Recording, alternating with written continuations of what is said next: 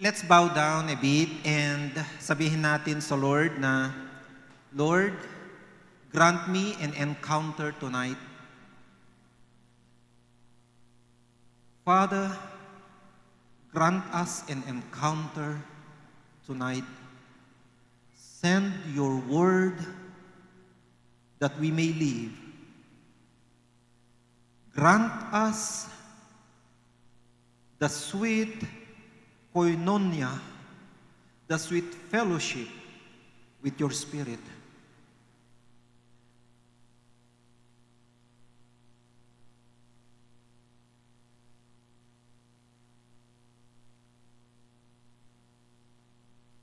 Father, thank you in the name of Jesus Christ. Ang gagawin natin ngayong gabi, iba siya sa normal na ginagawa natin during prayer and fasting.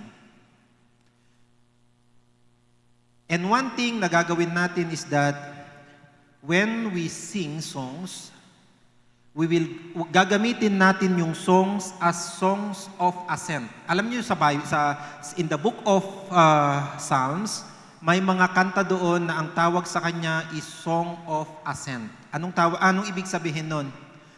Yung kanta, hindi dahil kumanta ka, you worship the Lord. Hindi po ganun yun.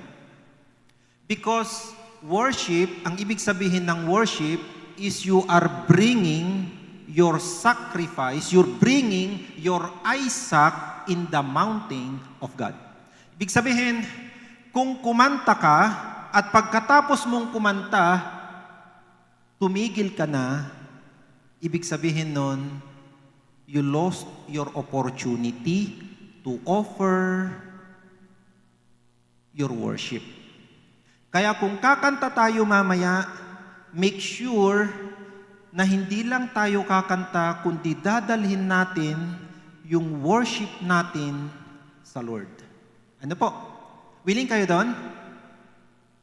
And ngayong gabi, pagpapatuloy natin yung revival, but this time, we will going to enter into a koinonia. Alam niyo po yung word na koinonia? Yung word na koinonia is a Greek word meaning a close encounter with your God. Ibig sabihin, ano yung pagkakilala mo sa iyong Diyos? Ano yung fellowship ninyong dalawa? Kasi yung fellowship ko sa Lord, iba yung fellowship nyo sa Kanya. Malamang yung pagkakakilala ko sa Kanya, iba din yung pagkakakilala nyo sa Kanya. Maaaring, I can call Him my El Gibor. Ibig sabihin, El Gibor is mighty God.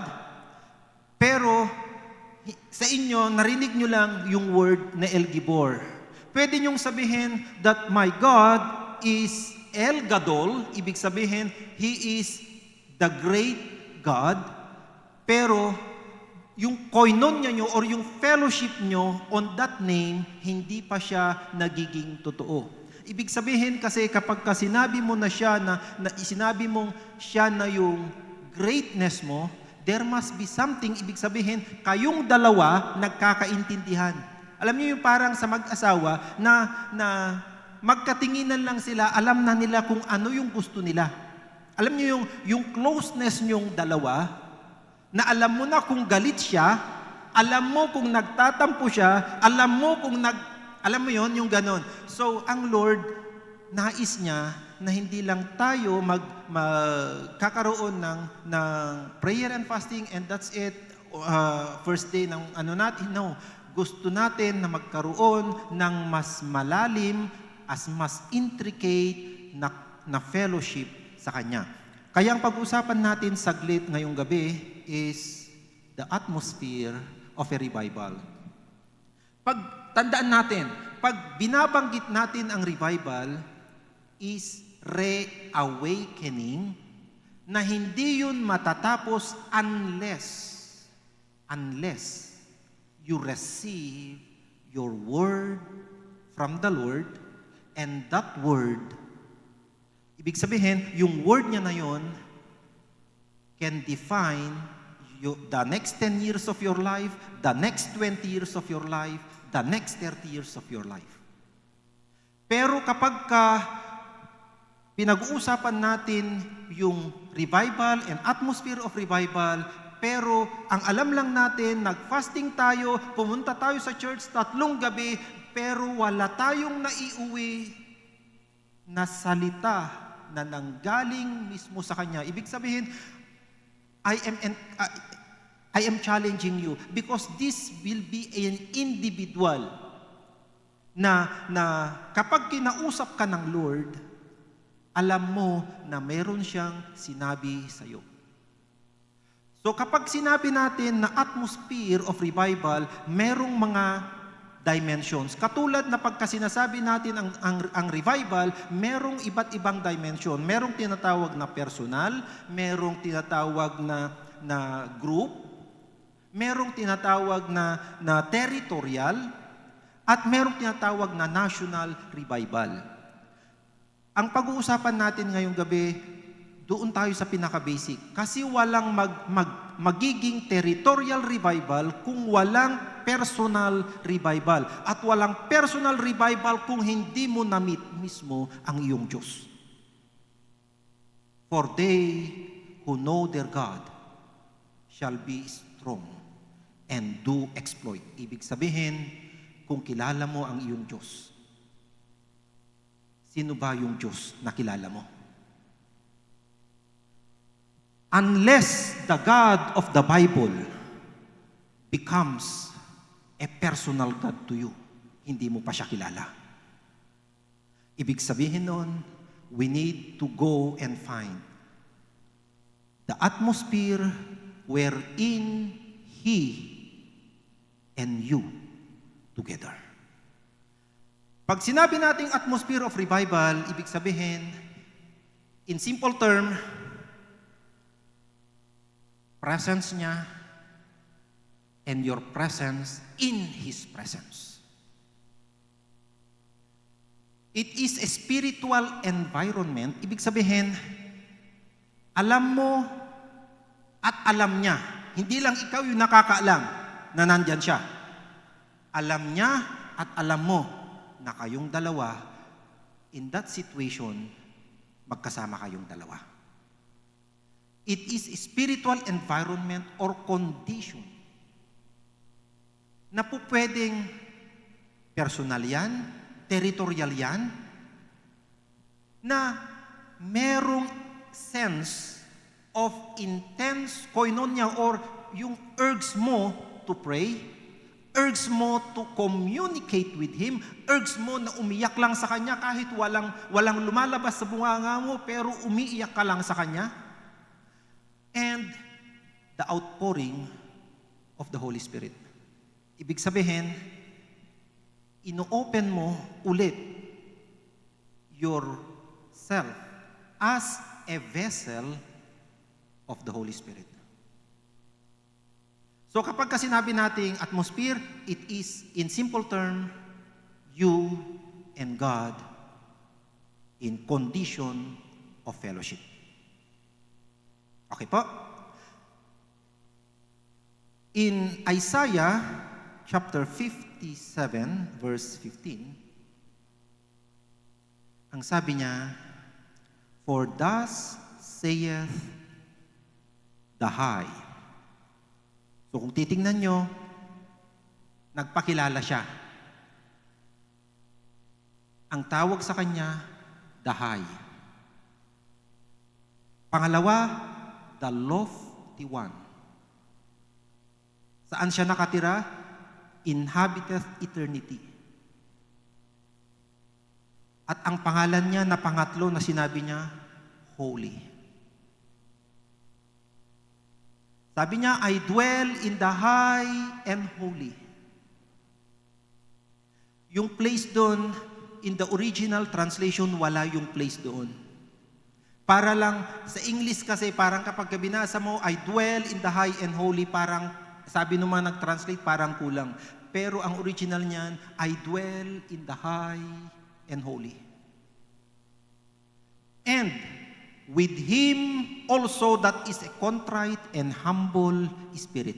Ibig sabihin, the God who is high and lofty, whose name is holy, dwells in high and holy place. At saan pa siya po pwedeng mag-dwell? With him. Kasama lang niya yung may contrite and humble spirit. Kaya ngayong gabi, we will going to dig down. Anong ibig sabihin? Paano tayo maging dwelling place ng Diyos? Ano-ano yung pwede nating gawin? Kasi pag sinabi niyang with him, pwede siyang mag-dwell doon. Hindi yun po pwedeng maging idea lang na, pagka-contrite pala ako and pagka may contrite and humble spirit pala, he dwells with me. Pero sino ba? Ano ba? Paano ba maging humble? Paano ba maging humble spirit? Paano ba maging contrite spirit? Para kapag alam natin yon and pumasok tayo doon sa sitwasyon na yon, condition yon, it's a condition that he will fulfill. Alalahanin natin that eternity is outside the jurisdiction of time. But lahat ng nilalang ng Diyos, iisa lang ang ginawa niya na pupwede siyang tumuloy. At tao. Tao ang ginawa niyang yun. Kaya nga ang Bible sabi niya, what is man that you are mindful of him? Because among all the creation, only in man, God can dwell. Pero ang condition is if you have a contrite and a humble spirit.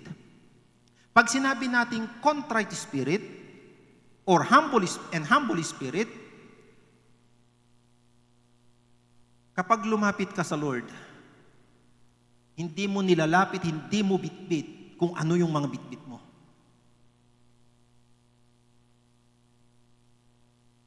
Hindi mo bitbit kung ano yung mga bagahe mo.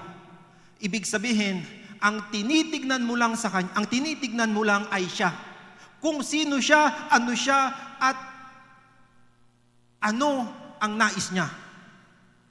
Hindi mo dadalhin at hindi, Lord, ang dami kong, no. Kaya ang gagawin natin mamaya is when kung gagawin natin yung pagiging contrite at pagiging humble, let us throw ourselves in His presence, in His feet, na siya lang ang titignan natin. Nakakalimutan muna natin kung ano man yung nasa bahay, kakalimutan natin kung ano man yung may nagpapahirap ba, may mga bagahe ba, may mga gusto ka bang ipanalangin. Ang gagawin lang natin ngayon, we will going to empty ourselves before His feet. Okay ka ba? O ba kayo doon? Because kaya siya maninirahan din sa atin so that He can revive. Ibig sabihin, pagka napunta tayo dun sa condition na yon, it is His prerogative. Ibig sabihin, siya mismo ang siyang bubuhay sa'yo. At kapag hinawakan ka niya, ang kamay niya, hahawakan niya lahat ng may hawak sa'yo. At pag hinawakan ka niya, sino ang pupwedeng humawak sa'yo na iba? Ang kailangan lang natin, we enter into that condition of contrite and humble spirit. Nung nakita ito ni David, in Psalm 51, alam niyo si David, nung time na yon, di ba sabi sa kanya ng Lord, he is a man after God's own heart. Ibig sabihin, pupwede na siyang magmalaki. Pupwede na siyang, pagka nag-worship siya, parang ano na talaga siya. Pero, he found a greater opportunity para yung mercy ng Diyos sa kanya ay hindi mawala. Kaya in Psalm 51,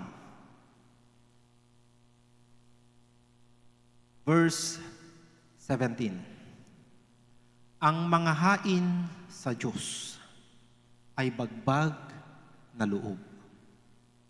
Ibig sabihin, if you can come into the position of your heart na wala kayong ibang pag-asa, wala kayong ibang, alam niyo yung nasa end of rope ka na,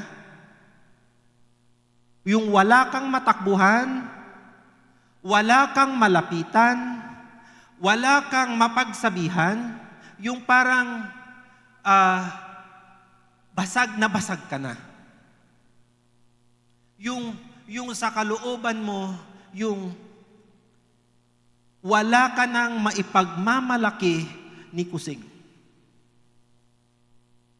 Yung wala ka nang bit-bit. Sabi niya, ito lang yung sakripisyo na hindi hihindian ng Diyos. At ito din yung susi kung saan ang Diyos mismo ang bababa at gagalaw.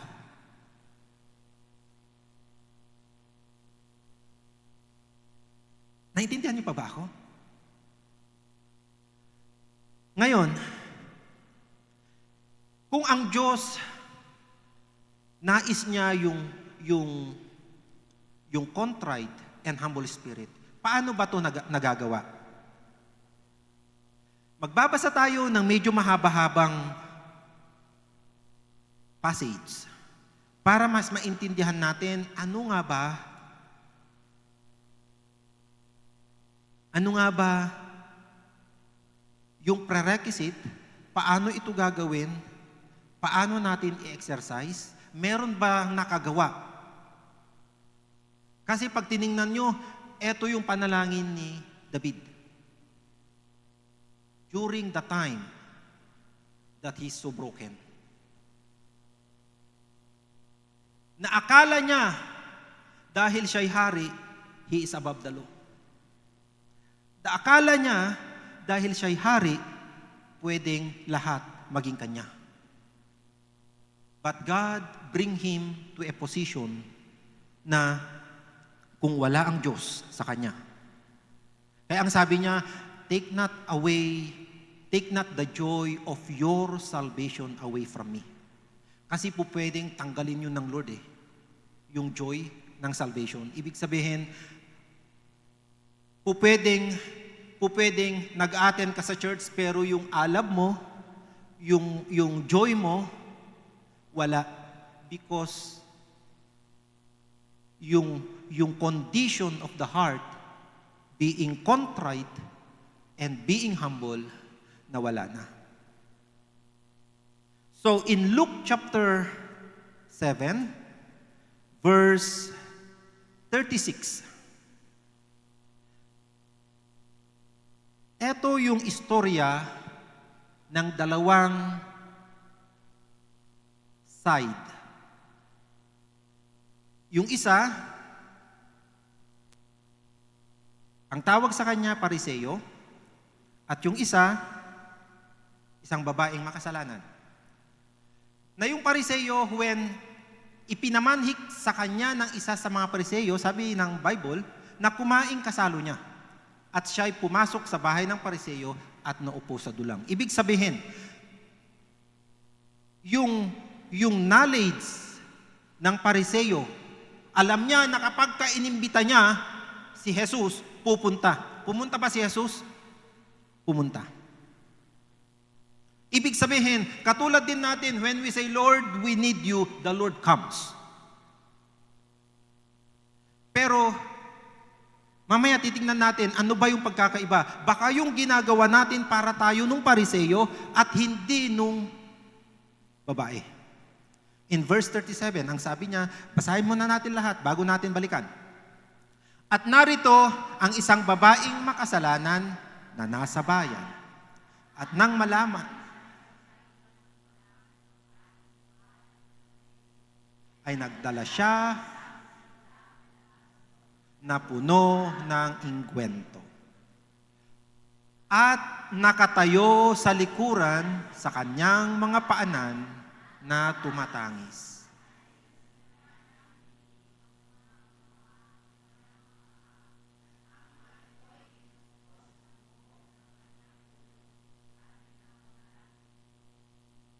Pakibalik po. At inahagkan ang kanyang mga paa at pinapahiran ng gwento. Nang makita ito ng Pariseyo, ay nagsalita sa kanyang sarili na sinasabi, ang taong ito,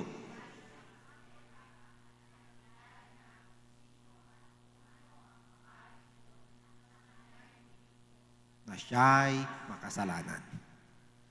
At pagsagot ni Jesus ay sinabi sa kanya, Simon,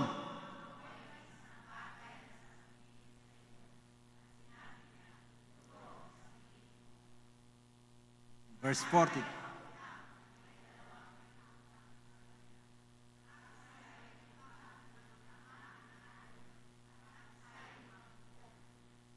Nang sila'y walang maibayad at kapwa pinatawad niya, alin nga sa kanila ang lalong iibig sa kanya?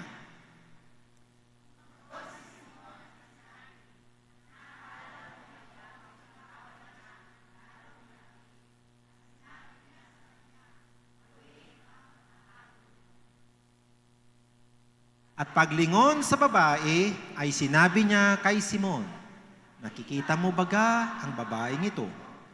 Pumasok. Hindi mo ako binigyan ng tubig na ukol sa aking mga paa. Datapwat dinilig niya ang aking mga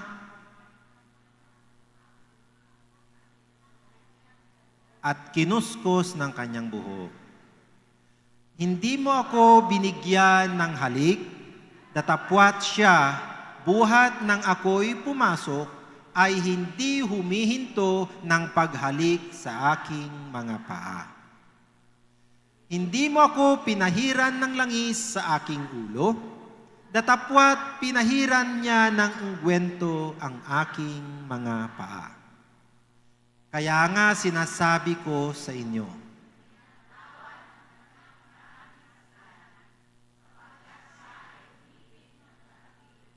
tatapwat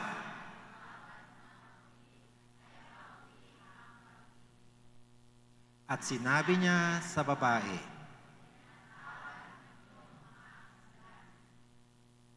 ang mga kasalo ay nakupo sa dulang,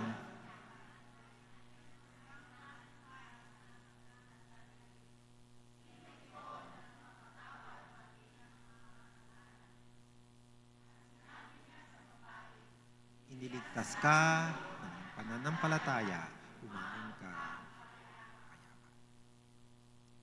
So, naintindihan natin yung binasa natin. Kahit para tayong grade 1, no? So, kung isa-summarize natin, merong yung Pariseyo na ang pangalan ay Simon. Inimbita niya si Jesus. At si Jesus, pinagbigyan siya. Tama? Pero si Simon na Pariseyo, ang pagkakakilala niya kay Jesus ay isang propeta. At pagpasok ni Jesus sa kanyang bahay, pinaupo na siya sa dulang. Ibig sabihin, nagsimula na kaagad ang fellowship. Tama? So pagpasok niya, inimbita siya at umupo, kakain na sila.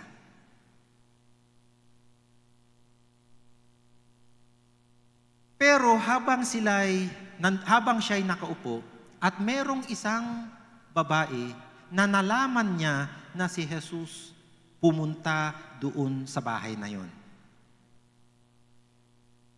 Alalahanin natin, yung babae hindi siya invited. Hindi siya invited. Ang nag-invite yung Pariseo. Kaya ang may karapatan lang doon sa fellowship na yon, yung Pariseo at yung mga kasama niya, pati si Jesus. Tama? Pero yung Pariseong yon, ang gusto lang niya makikain kay Jesus. Sounds familiar. Tama ba? Tayo, ginagawa natin yun eh. Pupunta tayo sa church para makinig ng word. Mag-worship konti, makinig ng word, kumanta saglit, happy birthday, uwian na. Salamat sa Lord. Tama ba? Dumating na ba kayo sa punto na tinanong nyo yung sarili nyo, bago kayo umuwi, ano ba yung salita ng Diyos na natanggap ko ngayon? Or natuwa na kayo dahil nakaupo kayo, naka-aircon, kumanta at nakinig kay pastor and okay na. Ibig sabihin nun, yung fellowship na ginagawa natin, wala tayong pinagkaiba kay Simon the Pharisee. Ibig sabihin, yung Pariseo, ang tawag doon, par-you-see. Para kang nagkaroon ng fellowship, kasi may fellowship naman talaga. Nagkaroon ng fellowship kasi nung inimbitas nila si Jesus, pumunta si Jesus. Pero, pag-imbita, umupo sila, kakain lang sana. Is there any word? Wala. So, kung masasatisfy kayo na pupunta and then uuwi, walang word na nakuha, baka nga yung naituro ko nung last Sunday, kahapon, sino nakakaalala?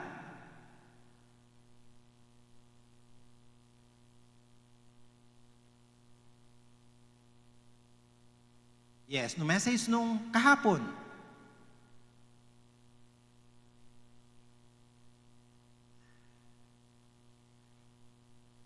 O, di ba? Ilang beses in-stress ni pastor, di ba? Yung gusto niyang iparating sa atin. Pero, ibig sabihin, kapag titignan natin yung kalagayan natin, akala natin we are still contrite and humble because pumupunta tayo sa church, pero yung kalagayan natin, katulad na tayo ng Pariseo, na uupo, kasama si Jesus, kaya nga siya sabi, the Lord is here. That is right. Because when 2 or 3 gathered in His name, He is there in their midst.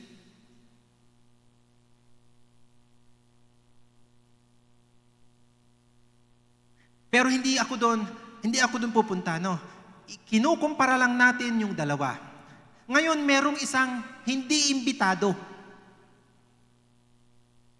Hindi siya imbitado, kumbaga parang kung tawag na sa atin, party crasher. Pero, balikan po natin yung verse.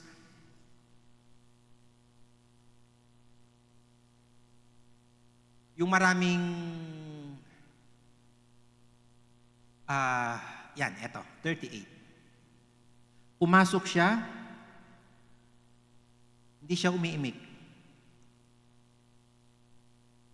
Ano ang napansin sa kanya? Siya'y tumatangis. Ibig sabihin ba, kapag ka lumapit, kailangan tumangis? Not necessary. But this time, because yung babae, she's pouring lahat ng meron sa kanya, she's pouring.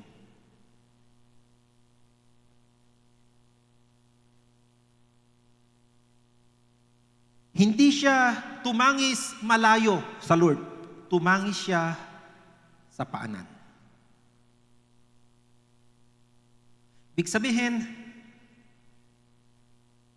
hindi niya pinansin kung anong sasabihin sa kanya, kung anong itatawag sa kanya.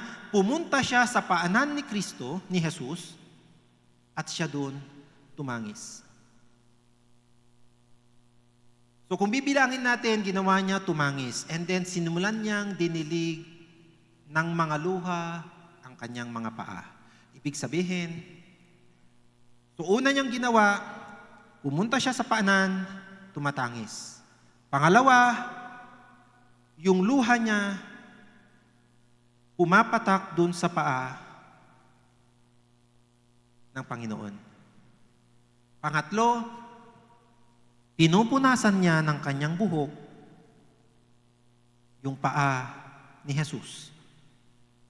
Pang-apat, hinahagkan niya yung mga paa ni Jesus.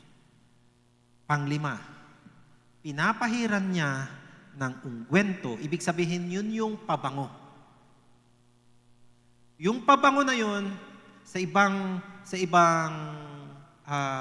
gospel, ang bayad nun, 1 year worth of salary.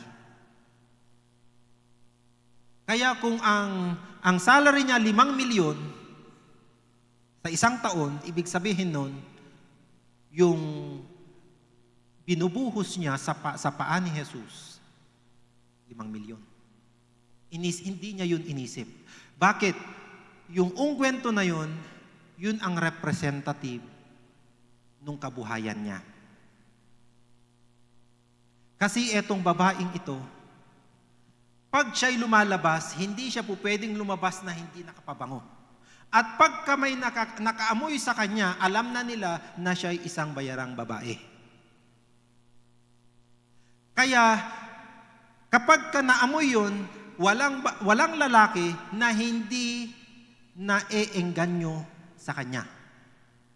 Kaya ang dinala niya, yung pangkabuhayan niya. Ibig sabihin, pagka binuhos na niya yun, wala na siyang kabuhayan.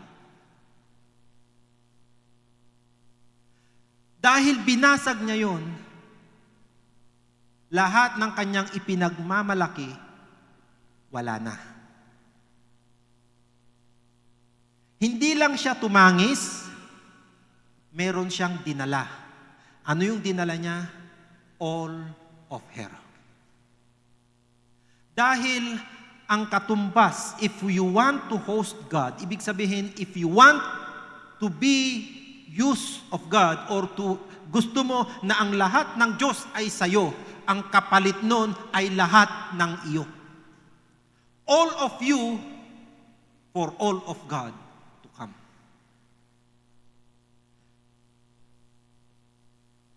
Hindi niya inisip, ibig sabihin, paano paglapit? Ano man ang sasabihin sa'yo, kung nahiya kang lumuhod, kapag ka naisip mo, ay, nahiya akong lumuhod. Kapag ka tinanggap mo yung kahiyan na yon, that means, yung brokenness, wala pa.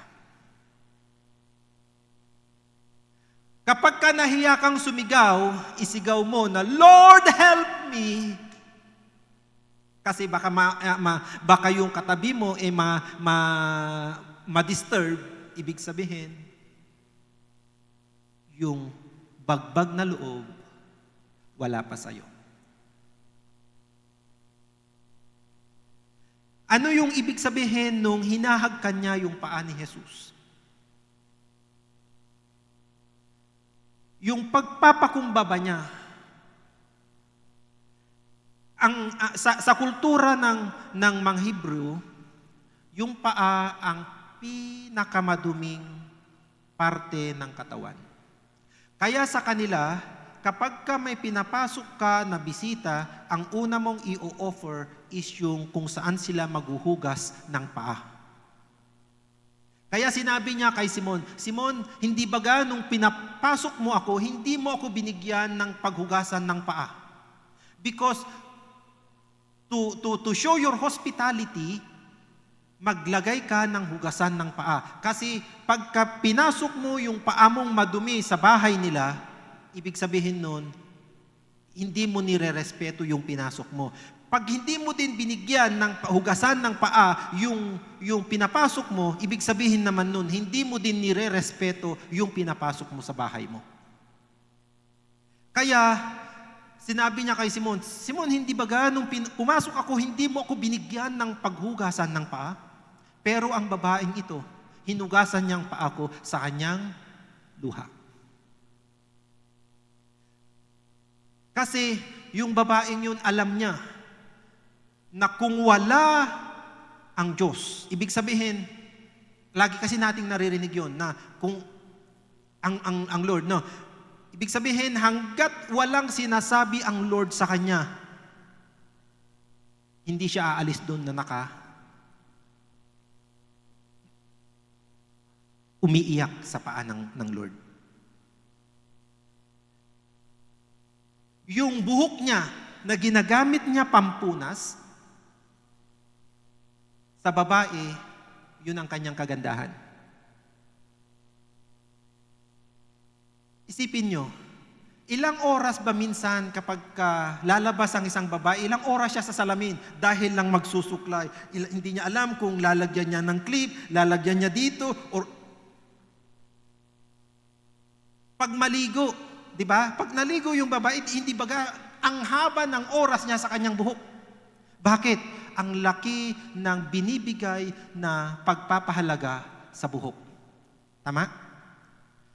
Pero, yung pinapahalagahan ng babae, yun yung ginamit niya pampunas sa paa ng Lord.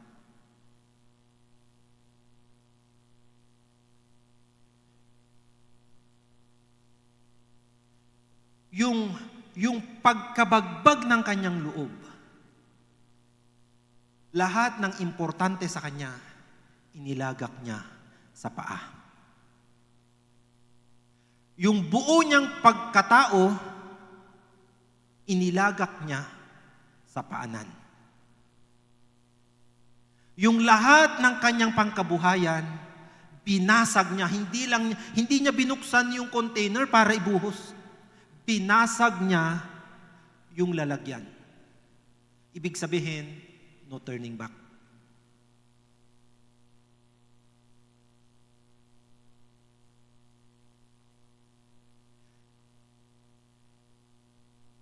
Ngayon, ang gagawin natin, tularan natin siya in heart. Di ba kapag nagpe-prayer meeting tayo, ang una nating tinitignan, humingi, no? Sa tingin nyo ba, yung hinihingi natin, hindi alam yun ng Lord na kailangan natin? Alam nyo ba na ang pananalangin, sabi niya, when you call unto me, I will answer thee. And I will show you things to come. Ibig sabihin, ang prayer is an opportunity to receive a reward. Hindi upang humingi. Magpipray tayo ngayong gabi to provoke the heart of God to give us the reward of His presence. At ang key, bagbag na loob.